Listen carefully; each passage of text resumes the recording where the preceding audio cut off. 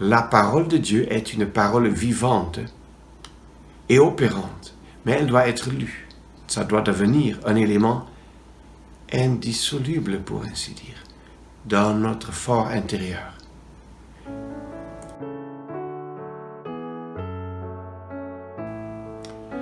Bonjour et bienvenue à ce petit message vidéo sur une question de grande importance, à savoir, as-tu déjà mangé?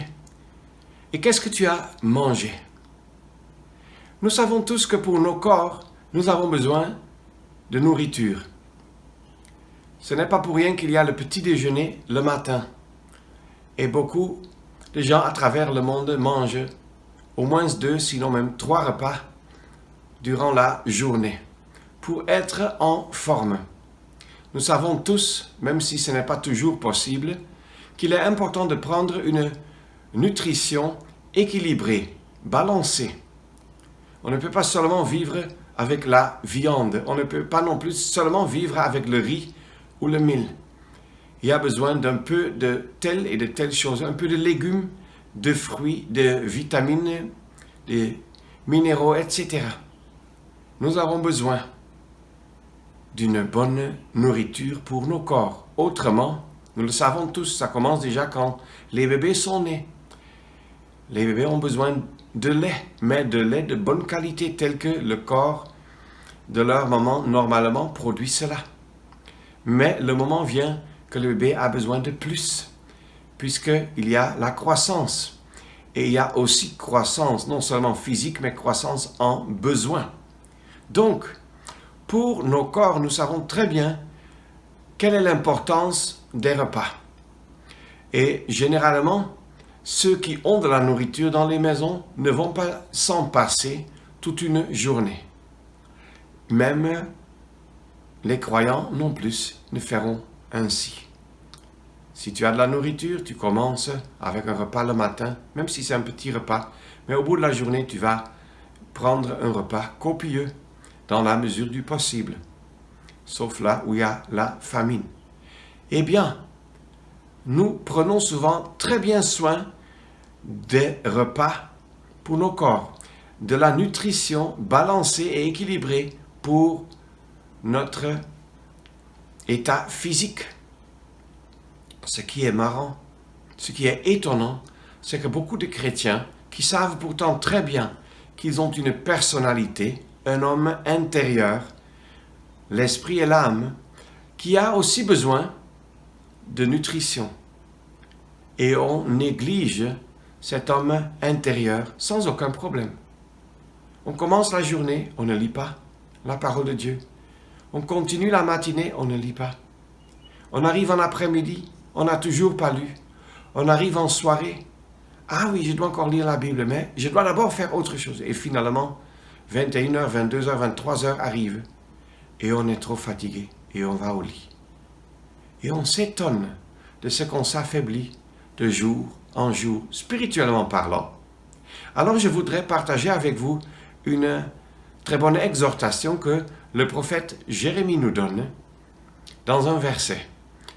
Il le donne de façon indirecte parce que cette exhortation ne s'adresse pas à nous, mais le verset que je veux lire est une exhortation pour nous. C'est en Jérémie chapitre 15, un verset très bien connu, verset 16. Et je lis. « Tes paroles se sont-elles trouvées? Je les ai mangées. Et tes paroles ont été pour moi l'allégresse et la joie de mon cœur, car je suis appelé de ton nom, ô Éternel. » Je voudrais m'attarder en particulier sur le début de ce verset. « Tes paroles se sont-elles trouvées? Je les ai mangées. » Tes paroles se sont-elles trouvées? Ah oui, le prophète avait un désavantage comparé à nous, puisque à l'époque, il n'y avait pas un livre complet de l'Ancien Testament. Même le fait pour un juif d'avoir quelques rouleaux de livres, de certains livres de l'Ancien Testament, entre ses mains, ce n'était pas évident. Quel contraste avec nous! La plupart d'entre nous, nous avons une Bible à la maison. La plupart même ont une Bible pour soi-même. Et beaucoup ont plusieurs Bibles soit en plusieurs langues, soit en plusieurs traductions, soit même les deux, en plusieurs langues et en plusieurs traductions. Bref, nous n'avons même pas besoin de beaucoup chercher les paroles. Le prophète devait les chercher parce que il parle de ce que si elles se sont ou quand elles se sont trouvées. Et nous, on les a apportées demain. Le problème pour nous n'est pas un manque de paroles vivantes de la part de notre Dieu. Le problème pour nous se situe à tout un autre niveau. C'est dans le cœur que le désir et la discipline manquent très souvent pour prendre cette parole, pour nous nourrir de cette parole. Parce que ça c'est intéressant. Le prophète ne dit pas « tes paroles se sont-elles trouvées, je les ai lues ». Mais il dit « je les ai mangées ». Et en disant ainsi, il nous passe une leçon importante. Laquelle? C'est celle que la parole de Dieu est une parole vivante et opérante, mais elle doit être lue. Elle doit être méditée.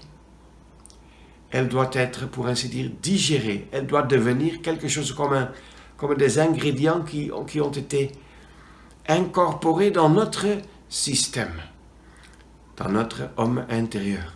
Ça doit devenir un élément indissoluble, pour ainsi dire, dans notre fort intérieur. C'est ainsi qu'il nous donne une exhortation, ce prophète. Je les ai mangés.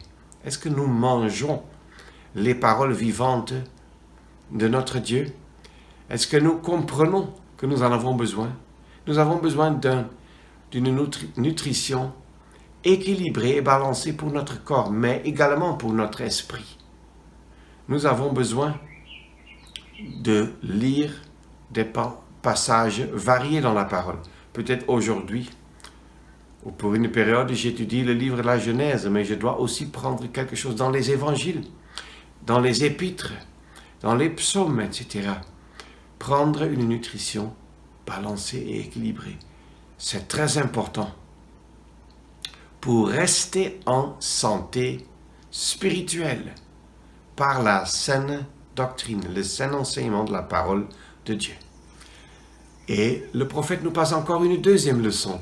Si je mange la parole de Dieu, c'est-à-dire je la lis, je la médite, je la digère, je l'apprécie, je m'en réjouis, j'y vois non seulement la source de cette parole qu'est Dieu lui-même, mais le thème central de la parole qu'est Dieu le Fils, mon Seigneur et Sauveur Jésus-Christ. Alors, le résultat final, c'est quoi? Elles ont été pour moi, dit le prophète, l'allégresse et la joie de mon cœur. Quel point touchant!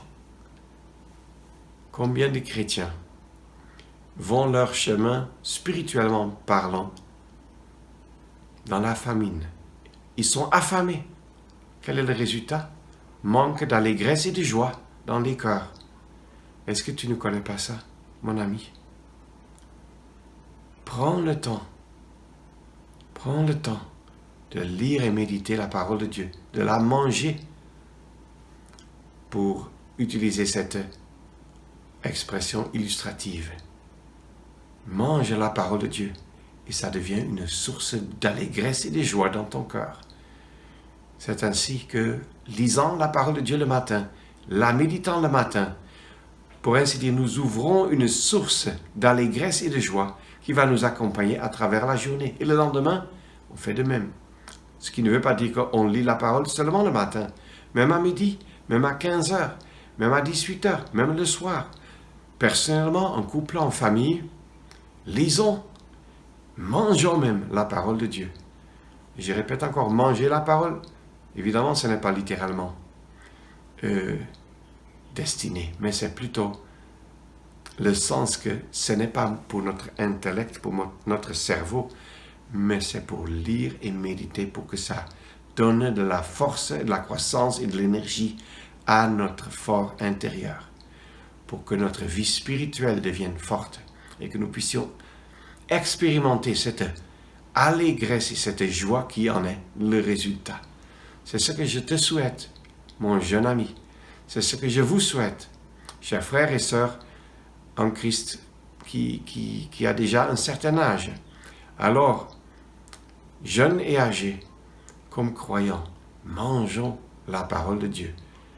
Et elles, c'est-à-dire ces paroles vivantes, seront une allégresse, même non seulement une allégresse, mais l'allégresse et la joie de nos cœurs.